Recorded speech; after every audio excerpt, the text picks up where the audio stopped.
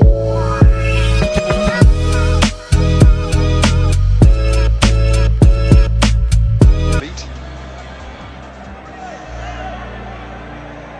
little look at the ball.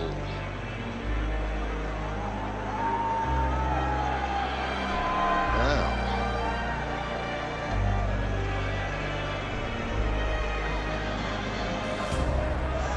if there's concern about the condition of the ball.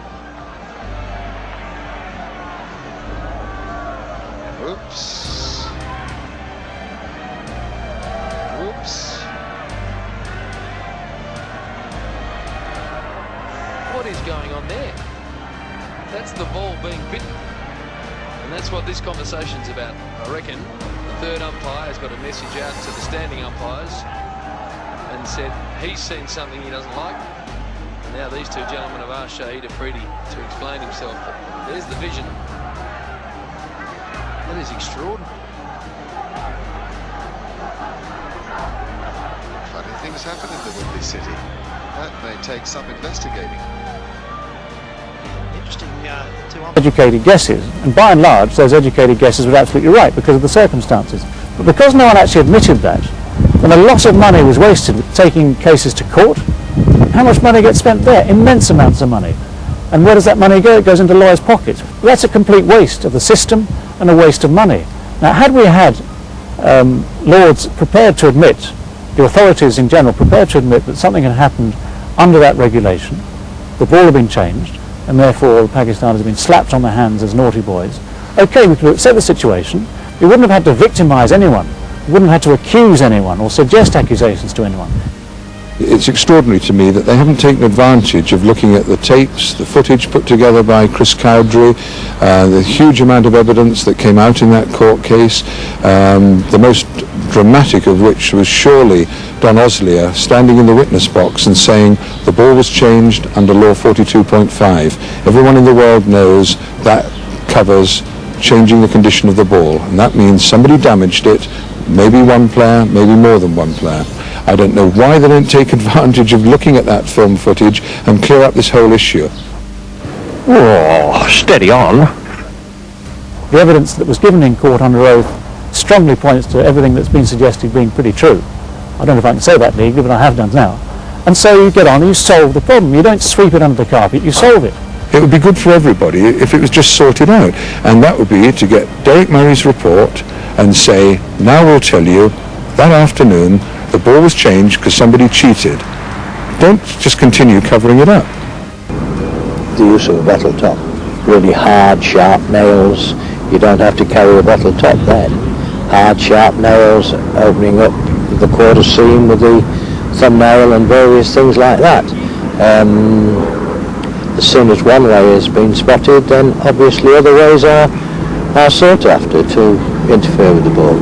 I think picking the seam, we shouldn't condone that either. That's taking an unfair advantage over the batsman at the other end. But gouging the ball is something totally different. I mean, they're totally defacing the ball. That's what we're talking about, taking chunks of leather, making holes in the ball, and it's now admitted by a number of people, including their most celebrated cricketer Imran Khan, one of the greatest cricketers to Waqar Younis, that this has gone on. And there is a vast amount of difference in defacing the ball and then deliberately hiding the evidence from the umpire. Isn't it absolutely disgraceful that they've had to resort to this? They can actually get people out without cheating, so why cheat?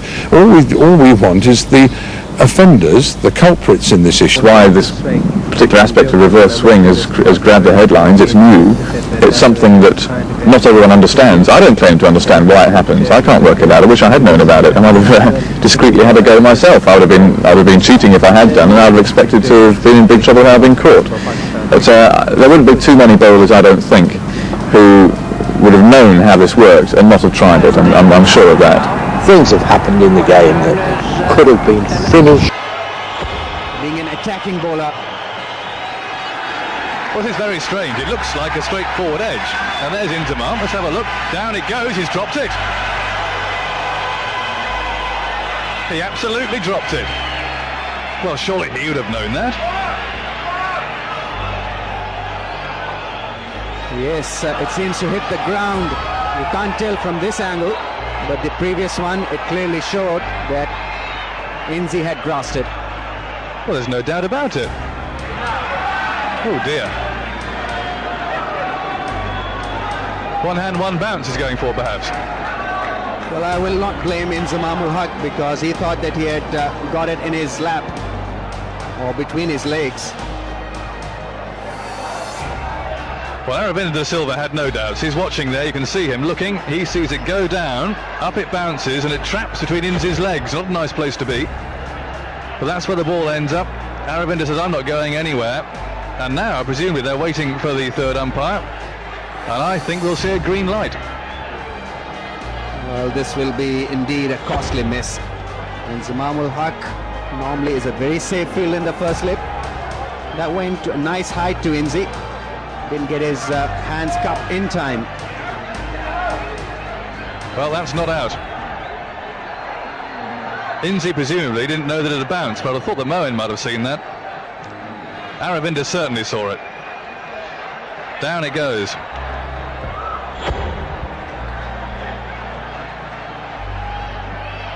Well, Jonathan, it's a clear-cut decision as far as I'm concerned. He hasn't caught it. Well, absolutely. I'm amazed it's taking so long. It's umpire Dunn, the New Zealander, who's making up his mind, but one replay was enough for me. What?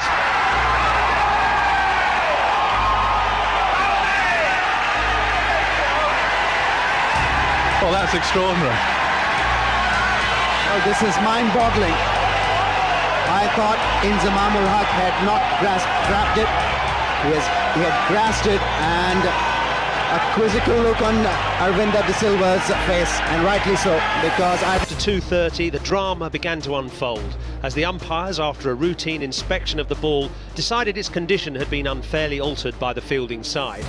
Part of Law 42 states that if this is the case, the ball must be changed immediately, the batting side being permitted to select a replacement and being awarded 5 penalty runs. And that's exactly what happened, much to the ire of the Pakistanis. That's the story, the fact that the Pakistan team did not come back out onto the field of play at 4:45 when the final session was due to begin. That's the chairman of the Pakistan board talking to Cameron Akmal and Danish Canaria. Those are the England batsmen waiting to go out to bat, but there are no Pakistan fielders. The umpires at this stage are already in the middle. Nothing, though, is seen from the Pakistan team, so they radio to the dressing room. They get nothing from the dressing room. The third umpire, or the fourth umpire indeed, Trevor Jesty, comes out to say the Pakistan team are not coming out in protest against what they perceive as an insult. They were accused effectively, they say, of cheating, which is not what they've done. They're therefore making a protest. There is a slammed dressing room door, a Pakistan dressing room door. Now then, with the batsmen out there and the umpires out there, because Pakistan refused to play, the umpires take the bails off and by the laws of the game have to award the match to England because Pakistan have refused to play. However, the diplomats get to work with David Morgan from the English board and various members of the Pakistan board. In goes David Morgan to the Pakistan dressing room. There's Duncan Fletcher, confused, as are the English players. Now, that's a board director from Pakistan on the right with the chairman, Shahriar Khan, who in the end convinces Inzamam and the Pakistan team to go out to the middle. I've no idea what Bob Woolman may be saying to the Pakistan players. Kevin Peterson thinks this is momentous and so takes a picture of it. Inzamam knows it's momentous and does take his team out to the middle. No batsmen come, no umpires come. What do we make of it? Let's talk.